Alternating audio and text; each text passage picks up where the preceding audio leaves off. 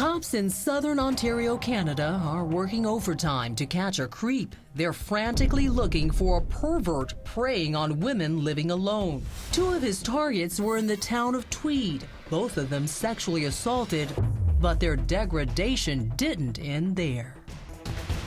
He had a camera and he took photographs. Lori Massicott was one of the first victims. She survived a vile and violent attack. She was held captive and sexually abused by him. And she has a horrific story to tell. One that includes a detail about the attacker's voice. Lori tells police it sounded like her neighbor, Larry Jones. That's probably the worst day of my life when the police came to my house. He was investigated. He was asked to take a lie detector test. They took fingerprints, DNA, and interrogate him at length as a potential suspect. I just woke passed out. I couldn't believe it. Whether he believes it or not, Larry Jones is in deep trouble. He couldn't account for himself. And he could not account for where he was during all those different attacks. That's right, that's right. Larry is free to go for now, but without an alibi, cops can't clear him. He remains a suspect. Then, as suddenly as the break-ins began, they stopped. But the town of Tweed is still on pins and needles, wondering if the terror is over or the twisted attacker is just catching his breath. Then the community's fears are realized again, and it's gotten even worse. Could this pervert now be a killer? After 2 months of silence, a man in the Ontario suburb of Brighton makes a grisly discovery. It's his girlfriend. She was found dead in her bedroom. It was blood-stained. It was obviously a violent attack. The victim is identified as 38-year-old Marie France Como. She was a corporal working at the nearby Trenton Air Force Base. She was a longtime Air Force staffer. She worked as a steward on aircraft. Despite her military training, she couldn't defend herself. He had brutally sexually assaulted her. She fought back very strongly. According to all the evidence the police were able to determine, and forensically and pathologically, she fought back for her life. Police look at her ex-boyfriend as a possible suspect. They had recently broken things off before the attack. There were no suspects other than her boyfriend who arrived and found the body, and he was interviewed. So you have suspects. You have Larry Jones, who is a neighbor of Lori. Mm-hmm. You have Marie's boyfriend, who's now a suspect. Right. It's still wide open. Still wide open. Marie France's ex-boyfriend is eventually cleared by police. Then, just a few weeks later, a 27-year-old Belleville woman vanishes. Her name? Jessica Lloyd. She didn't show up to work on a Friday morning. Jessica's brother, Andy, knows right away something is terribly wrong. Red flags went up because it was not like her. But just hours after the Belleville woman is reported missing, a tip comes in. It's from a cop who recalls something strange from the day before Jessica disappeared. A Belleville City police officer driving by on a routine patrol past Jessica's home prior to her abduction had spotted the SUV parked in a field next to her home.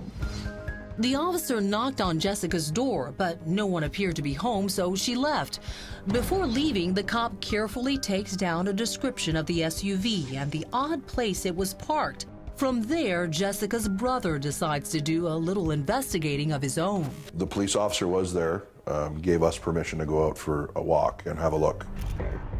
And sure enough, just outside Jessica's back door, We saw some footprints as well. it's two sets of footprints that appear to be coming from a male and female. Then Andy notices something else. Tire marks, and led the police over to the field where they were. So they actually had tire impressions. Within a couple hours, they had the local forensics van there doing footprint markings, measuring footprints, measuring tire tracks. And with it being the end of January in Canada, the frigid temperatures have perfectly preserved the tire and shoe marks left in the snow. The tire impressions were tested forensically, and they came up to a specific type of SUV. So they set up a roadblock, one looking for that type of SUV. A special unit is called in to work the roadblock. It was a life and death race to find her alive. The first car to go through the police checkpoint doesn't meet their criteria. The driver's waved on. Then a second vehicle approaches. It's an SUV. The officer's interest is piqued. That's until the driver rolls down his window. Probably one of the most upstanding individuals you would ever think of. The man behind the wheel is hardly a criminal. In fact, he's a colonel. Colonel Russell Williams is the base commander of the Canadian Forces Base in Trenton, Ontario. CFB is Canada's largest military air base. Colonel Russell Williams was a rising star in the Canadian military. That's Colonel Williams right there with the Queen of England and the Prime Minister. He served as their pilot and flew many other dignitaries when they would visit Canada. Police officers at the roadblock discounted him as any possible suspect. He was beyond reproach. But since the colonel is driving an SUV similar to the one in question, the officers at the checkpoint perform a quick routine inspection. One officer was talking with him while another Ontario Provincial Police officer was taking a molding of the tires of his SUV. Then after that, He drove through, no problems. but because a 27-year-old woman's life is on the line, all the tire tread impressions taken at the checkpoint, including the highly respected colonel's, are processed. There were officers waiting at a command center, real time, to develop any evidence that they could on suspects. And when they compare Colonel Williams' tire tracks to those discovered near the missing girl's home, jaws drop.